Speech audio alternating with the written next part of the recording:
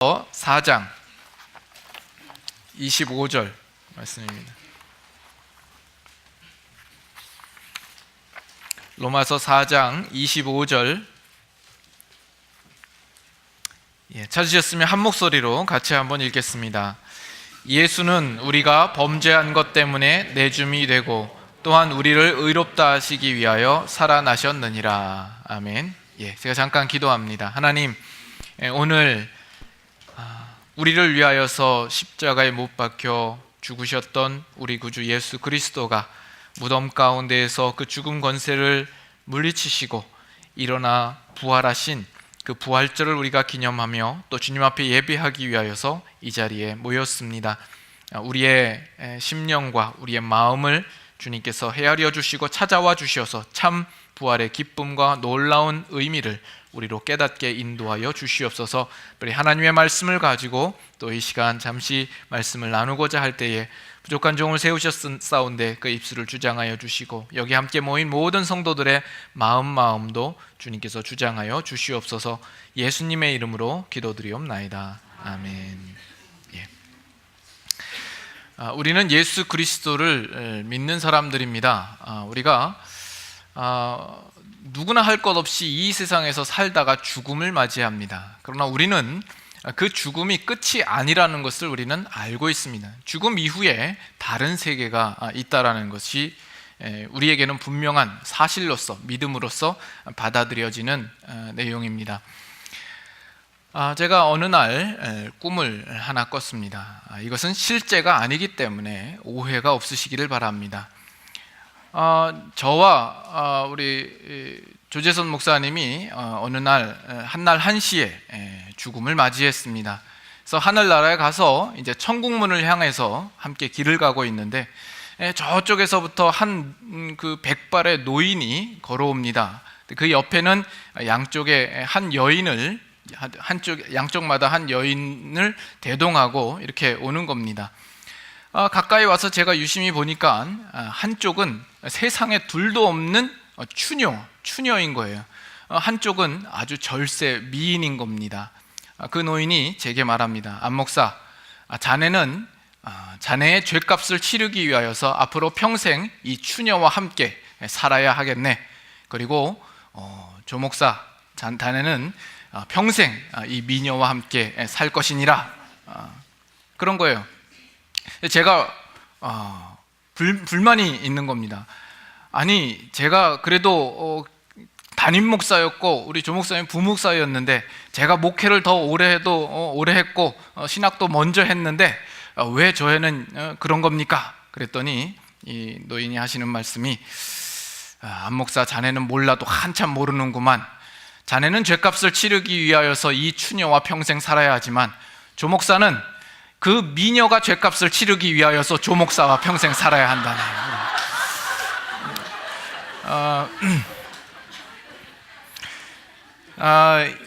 참 제가 이 이야기를 하면서도 참 저에게조차도 참 유익이 없는 내용이라 생각이 듭니다.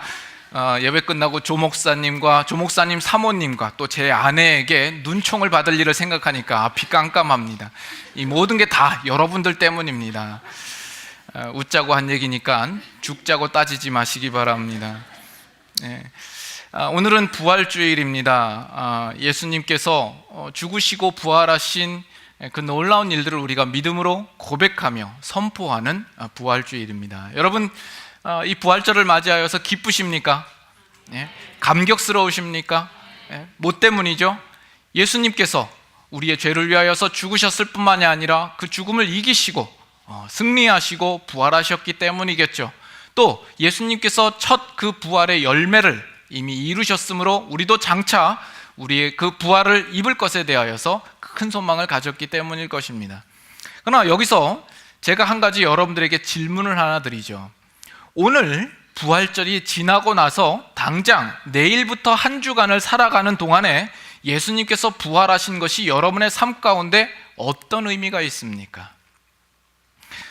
우리는 그리스도인으로서, 신자로서 부활신앙을 가져야 된다라고 많이 이야기를 합니다. 그래서 오늘 아침에 연합 새벽 예배에 참석하신 분들은 아시겠지만 그 설교 제목도 참된 부활신앙이었습니다. 여러분, 부활신앙이 무엇입니까? 어떻게 사는 것이 부활신앙이라고 생각을 합니까? 부활신앙이 예수님께서 죽으셨다가 다시 살아나신 이 사실을 우리의 마음에 굳게 믿는 것, 그것을 믿고 사는 것이 부활신앙입니까? 예수님께서 부활하신 그 사실을 우리가 함께 기뻐하고 감격하는 것이 부활신앙입니까? 아니면 장차 우리가 육신의 죽음을 맞았다 할지라도 다시 부활할 것에 대한 그 소망을 가지고 사는 것이 부활신앙입니까? 그렇다면 당장 오늘 여기 우리가 사는 일상생활 속에서의 예수 그리스도께서 부활하신 것은 무슨 의미가 있느냐라는 겁니다. 이 부분에 대하여서 우리가 오늘 다시 한번 좀 분명히 하면서 말씀을 좀 생각해 보기를 원하는 겁니다.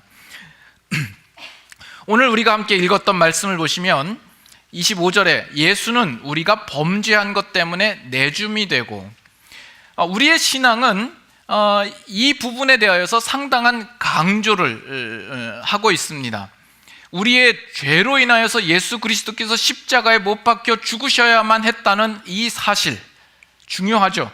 그래서 우리가 이것은 지난주 고난주간을 지나오면서 계속해서 묵상하고 우리가 되새겼던 내용입니다. 그리고 이 사실은 우리가 아무리 강조해도 지나치지 않을 겁니다.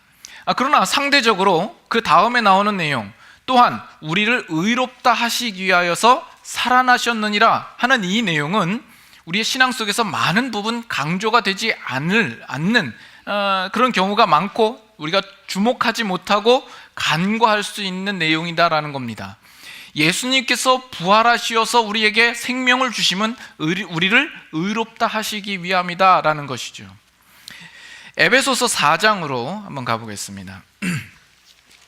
에베소서 4장, 에베소서 4장 17절부터 봅니다.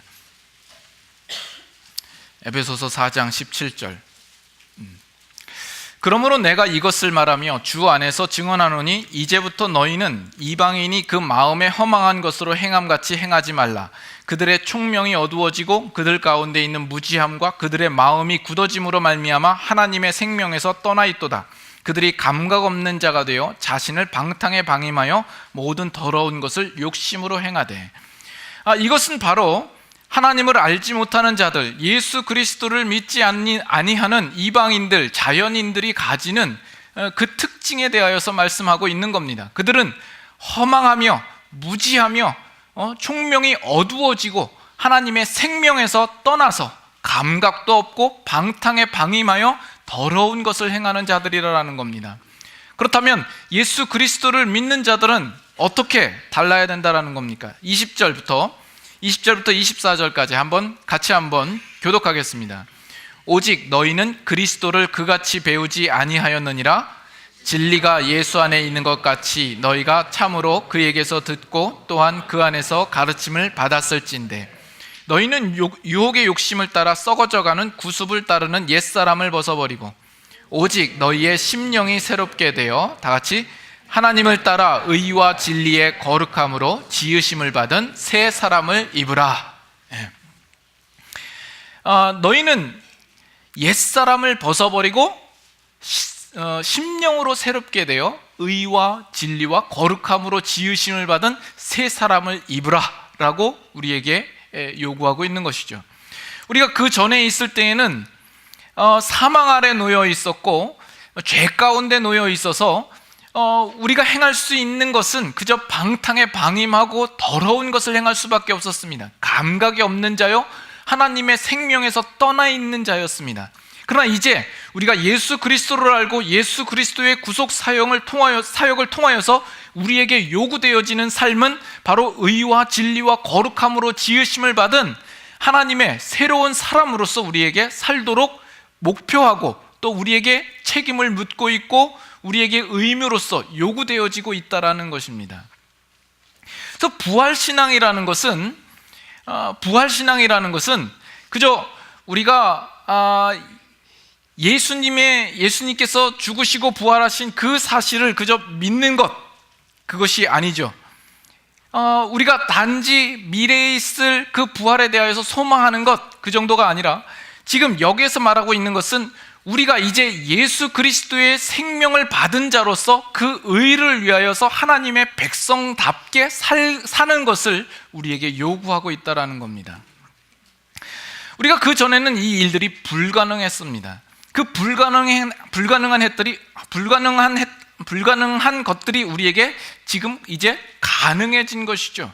그 전에는 의를 위하여서 살 수 없는 자들이었습니다. 감각 없이 행하고 방탕에 방임하고 더러운 것에 놓일 수밖에 없었던 우리의 삶이 이제는 예수 그리스도의 생명을 공급받고 그 예수 그리스도의 생명의 역사함을 따라서 이제는 우리가 더욱 예수 그리스도를 닮아가며 그의 성결하심과 그의 거룩하심을 따라 우리가 의를 위하여서 살 수 있는 그 자리로 옮겨와지게 된 것입니다. 이것이 우리가 살아야 할 부활 신앙의 모습인 겁니다. 우리 안에 예수 그리스도가 거하시는 겁니다. 그래서 누군가는 이렇게 얘기를 합니다. 여러분, 영어로 그리스도인이 크리스찬이죠. 크리스찬에서 크라이스트 IAN인데 거기서 A를 빼버리면 뭐만 남습니까? 크라이스트 인만 남아있다라는 거죠. 우리 안에 예수 그리스도가 거하시고 그리스도의 생명이 우리 안에 거하신다라는 겁니다. 여러분, 제가 여러분들에게 한 가지 한번 질문을 드리도록 하죠. 여러분이 예수 그리스도를 믿는 것과 여러분들이 장차 죽고 부활하여 천국에 들어가는 것, 이 둘 중에 어느 것이 더 파격적입니까? 어느 것이 더 불연속한 사건입니까? 어느 것이 더 연속성을 가지고 있다고 생각합니까?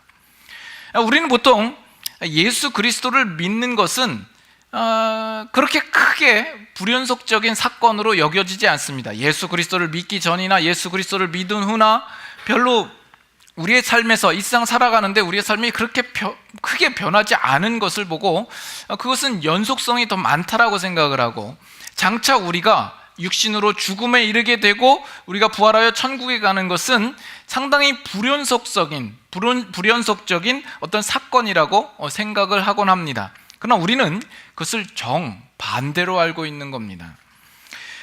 요한복음 5장 24절 한번 보시죠. 요한복음 5장 24절.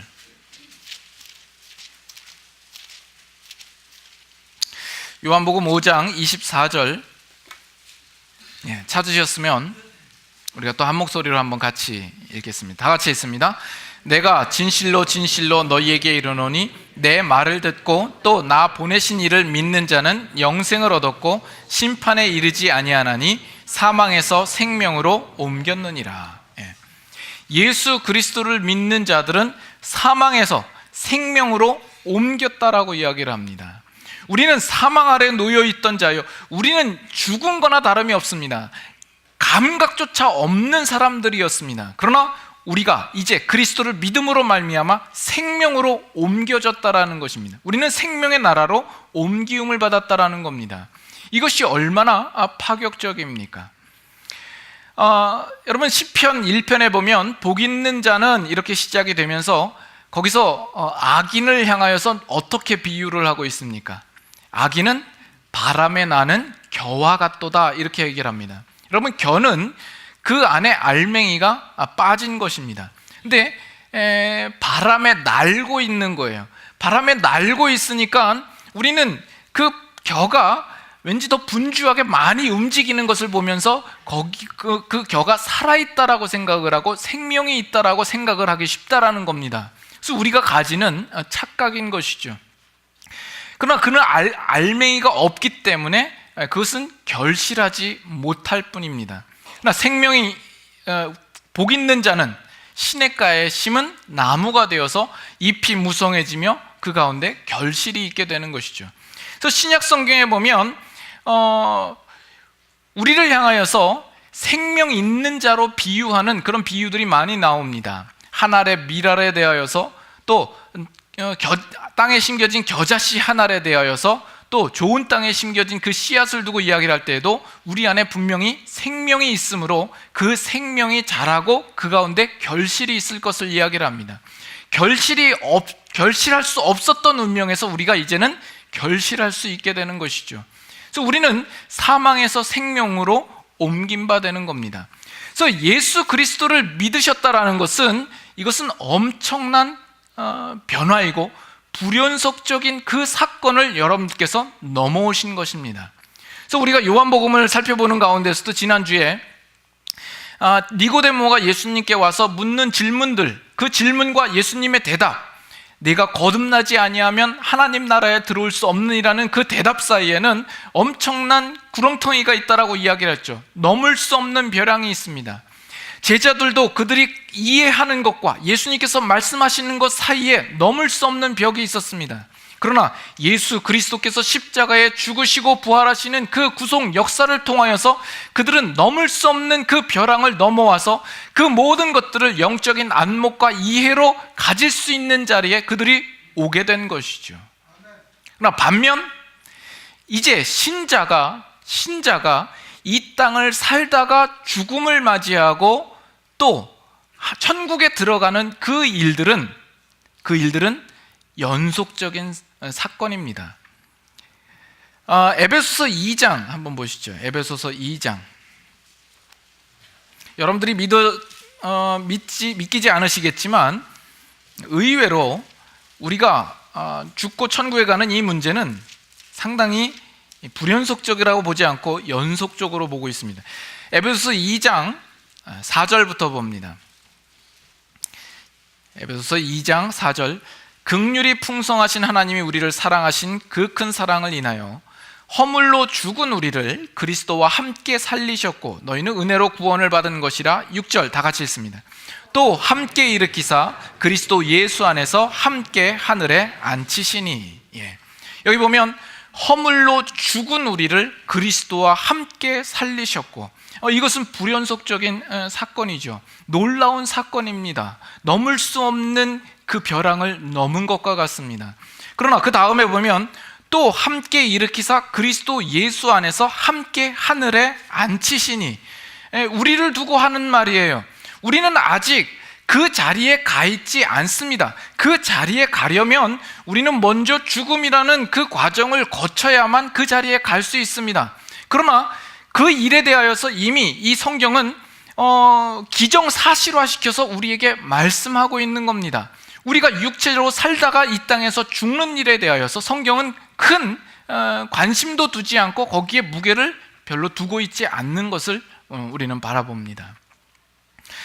저는 이 말씀을 묵상하면서 아주 재미있고 아주 큰 어떤 깨달음을 얻습니다. 이미 성경에 제가 지금까지 말씀드렸던 이 사실을 아주 그림으로서 형상화시켜서 우리에게 잘 보여주고 있다라고 생각이 됩니다. 여러분, 이스라엘 백성이 애굽에 종살이를 하다가 이제 출애굽하여 나올 때에 어디를 건너게 되죠? 홍해를 건너게 됩니다. 또 이스라엘 백성이 그 광야에서 나와서 이제 약속의 땅 가나안 땅으로 들어갈 때에 어디를 건너게 됩니까? 요단강을 건너게 됩니다. 여러분, 그 건너는 그 과정들, 건너는 사건들을 주목해서 보신 적이 있으십니까? 한번 보죠. 출애굽기 14장 보겠습니다. 출애굽기 14장. 출애굽기 14장 13절. 출애굽기 14장 13절. 찾으셨으면 한번 같이 읽겠습니다. 모세가 백성에게 이르되 너희는 두려워하지 말고 가만히 서서 여호와께서 오늘 너희를 위하여 행하시는 구원을 보라. 너희가 오늘 본 애굽 사람을 영원히 다시 보지 아니하리라. 여호와께서 너희를 위하여 싸우시리니 너희는 가만히 있을지어다. 여러분, 이스라엘 백성이 이 홍해를 건너서 어떻게 출애굽하게 됩니까? 어떻게 종되었던 자리에서 나오게 됩니까? 이 사건이 있기 전에 유월절 사건이 먼저 있었죠. 그들은 어린 양을 잡아서 그 피를 집 문설주와 임방에 바르게 됩니다. 그러므로 말미암아 하나님의 심판을 넘어가게 하는 그 일들이 먼저 그들에게 필요한 것입니다. 그리고 이 홍해를 건너게 되는데 뭐라고 이야기를 하냐면, 모세가 대답하기를 너희는 가만히 서서 여호와께서 오늘 너희를 위하여서 행하시는 구원을 보라라는 겁니다.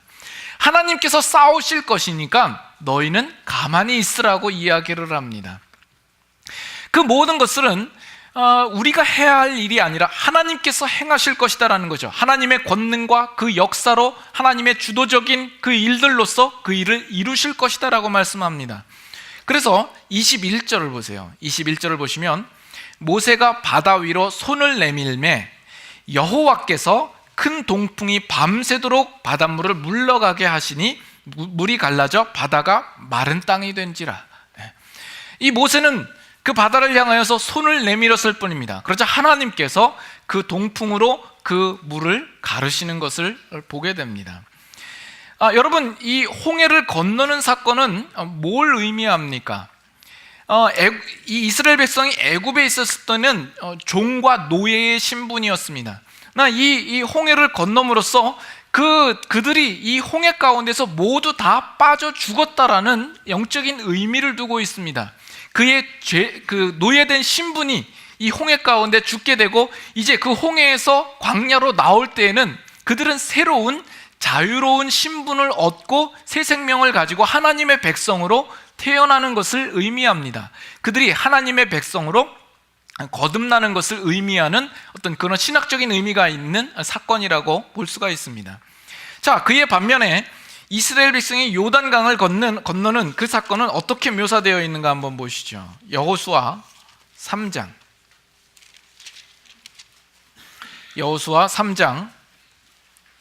7절부터 봅니다. 여호수아 3장 7절. 여호와께서 여호수아에게 이르시되 내가 오늘부터 시작하여 너를 온 이스라엘의 목전에서 크게 하여 내가 모세와 함께 있었던 것 같이 너와 함께 있는 것을 그들이 알게 하리라. 8절 다 같이 읽습니다. 너는 언약궤를 맨 제사장들에게 명령하여 이르기를 너희가 요단 물가에 이르거든 요단에 들어서라 하라. 여기서는 요단에 그냥 들어서라 이야기를 합니다. 언약궤를 맨 제사장이 요단에 먼저 들어서라 라는 거예요. 모세처럼 바다에 손을 내밀고 여호와께서 그 동풍으로 물을 가르는 그런 일은 없습니다. 그저 들어서라라는 겁니다. 그래서 15절 보세요. 15절. 요단이 곡식 거두는 시기에는 항상 언덕에 넘치더라. 궤를 맨 자들이 요단에 이르며 궤를 맨 제사장들의 발이 물가에 잠기자 곧 위에서부터 흘러내리던 물이 그쳐서 사르단에 가까운 매우 멀리 있는 아담 성읍 변두리에 일어나 한 곳에 쌓이고 아라바의 바다 여매로 향하여 흘러가는 물은 온전히 끊어짐에 백성이 여리고 앞으로 바로 건널세. 다 같이 읽습니다. 여호와의 언약궤를 맨 제사장들은 요단 가운데 마른 땅에 굳게 섰고 그 모든 백성이 요단을 건너가기를 마칠 때까지 모든 이스라엘은 그 마른 땅으로 건너갔더라. 여러분, 얼마나 다릅니까? 지금 이 요단강을 건널 때에는 그저 언약궤를 메고 그들이 발로 밟는 것입니다. 왜 그렇습니까? 이 요단을 건너는 이 일은 이미 광야에 나온 하나님의 백성들에게 이미 허락된 땅이기 때문에 그렇습니다. 그들은 그저 걸어 들어가면 되는 문제였습니다. 왜 여기에 언약궤를 맨 제사장이 먼저 들어가 있어야 했을까요? 왜 언약궤가 있어야 됐을까요? 이 부분에 대해서는 오늘 설명 안 하겠습니다. 우리 금요찬양 예배 때 히브리서를 강의하는데 히브리서를 나누는 중에 거기에 언약궤에 대하여서 한번 풀이할 그런 기회가 있을 겁니다. 그래서 여러분께서 우리 금요찬양 예배를 좀 나오시면 좋겠어요. 우리 요즘 보면 예전에는 금요찬양 예배 많이 나오셨는데 요즘에는 발길이 뜸하셔서 나오시던 분들도 잘 안 나오시는 것을 보게 됩니다. 여러분 정말 그러시깁니까? 우리 특별히 우리 장로님들이야 이제 다 참석을 하십니다만, 우리 권사님들이나 안수 집사님, 그리고 이 교회의 재직분들은 필히 참석하셔야 됩니다. 이 교회를 위하여서 여러분들이 헌신하신 것이요, 또 교회를 위하여서 여러분들이 더 적극적으로 임하시겠다라고 여러분들 서약하시고 그 직분을 맡으셨는데, 의무적으로라도 여러분들 참석하셔야 됩니다. 여러분, 그 시간에 뭐 하세요? 대부분 뭐 TV 보던가 아니면 별 의미 없는 일을 하실 겁니다. 그 어떤 일도 정당한 이유가 될 수 없으리라 생각을 합니다. 그래서 여러분 좀 나오시고, 앞으로는 제가 출석 체크를 하도록, 제가 출석 체크를 하는 방법이 있습니다. 어떻게 하시냐면, 일반 다른 성도님들이 참석하셔서 누가 참석하고 누가 안 하는가를 잘 이렇게 유심히 한번 보시길 바랍니다. 이렇게 보셔서 이 안수 집사님, 이 권사님이 안 나오는구나, 이렇게 해서 그 사람을 이렇게 정죄하시지는 마시고, 내가 그분들보다 더 정말 영적으로 유익한 자리에 와 있구나, 감사하다, 나중된 자가 먼저 될 수 있는 그 기회를 얻었구나, 이렇게 생각을 하시면 되겠습니다. 이번 주에도 금요 찬양 예배가 있습니다. 한번 여러분 계속해서 한번 지켜보겠습니다. 그래서 지금 이 이스라엘 백성이 출애굽하여서 홍해를 건너는 이 사건은 상당히 불연속적인 그 사건으로 보이지 않습니까? 그것은 우리가 할 수 있는 일이 아닙니다. 하나님께서 그 일들을 위하여서 찾아오시고 역사하시고 권능을 베푸심으로써 그 일들이 가능하게 된 것이죠.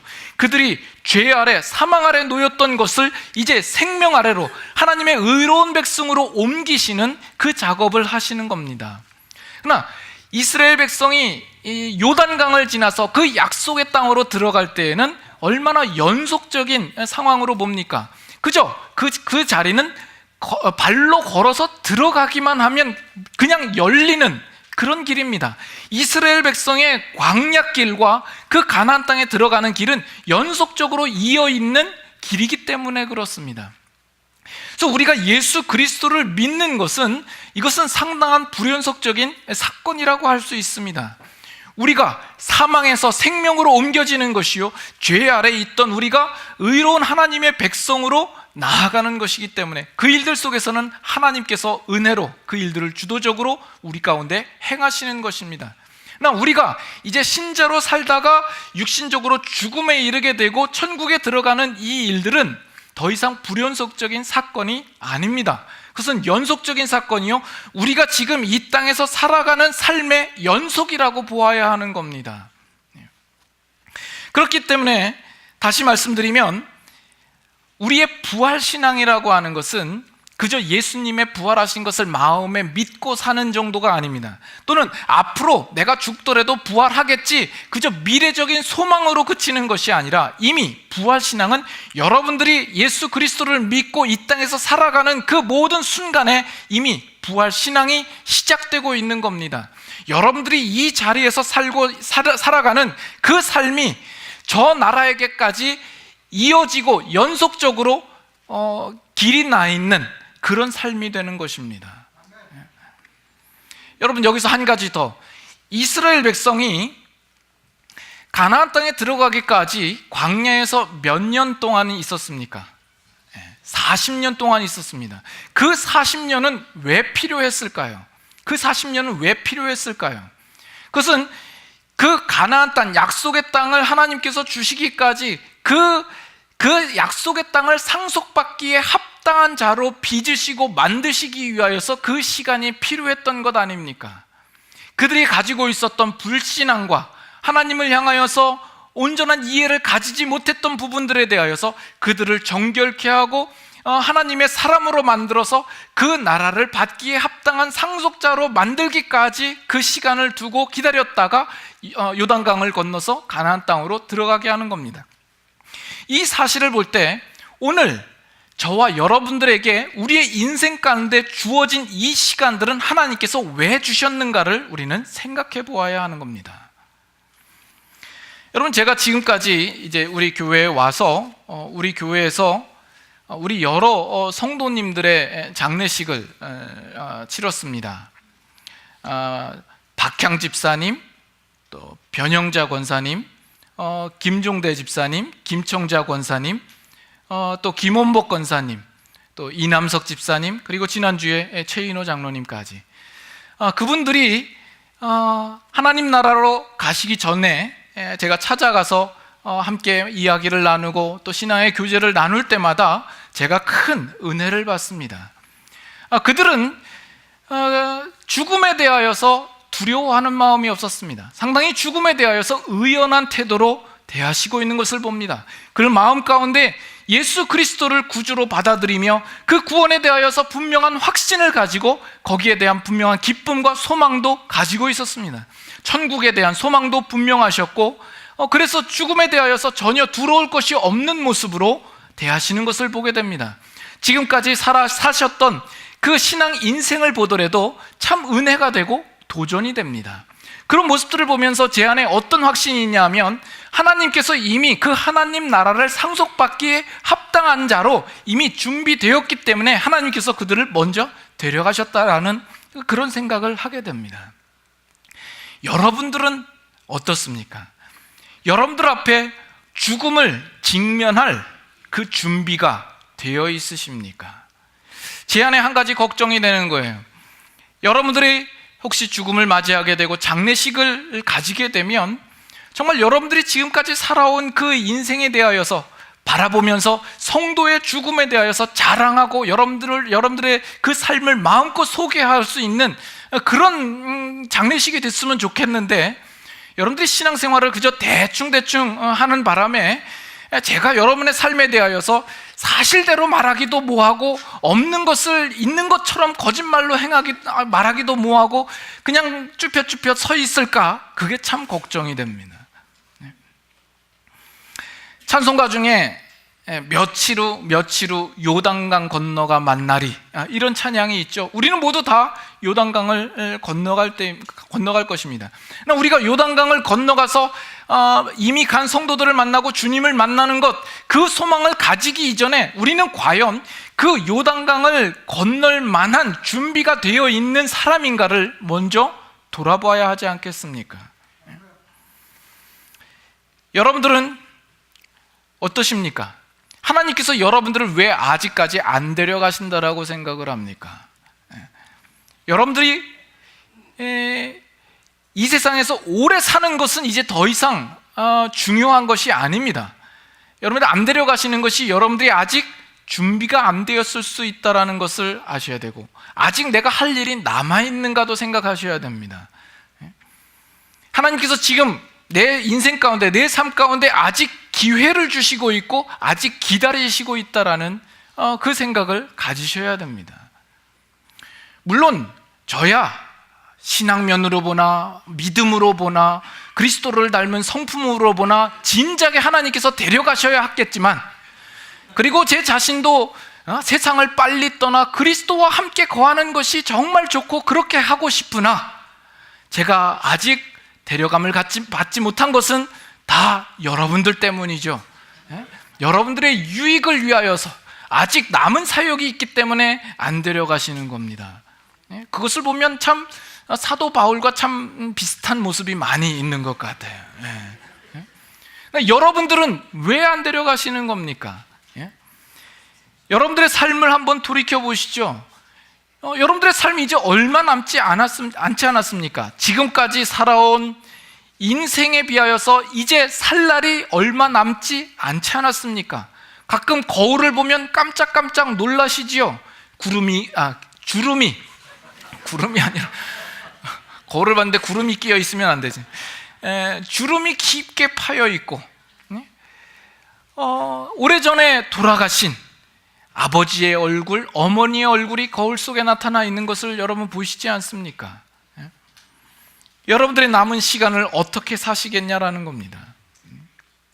예수 그리스도의 부활, 이것은 지금 살아가는 여러분의 삶에 분명한 의미가 있어야 하고, 그 주어진 생명으로 살아가도록 여러분들이 다짐하고 소망하셔야 됩니다.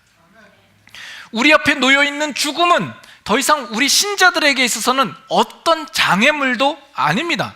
우리는 그저 그 길을 밟고 들어가면 되는 문제입니다. 요단강을 우리가 발로 내디뎌서 그 길이 열리듯이 죽음은 바로 우리 앞에 그런 것밖에 되지 않는 것입니다. 다만 우리가 그 나라에 들어가기까지 합당한 하나님의 사람으로 서 있는가, 우리는 이것을 분명히 생각하고 준비해야 되는 것이죠.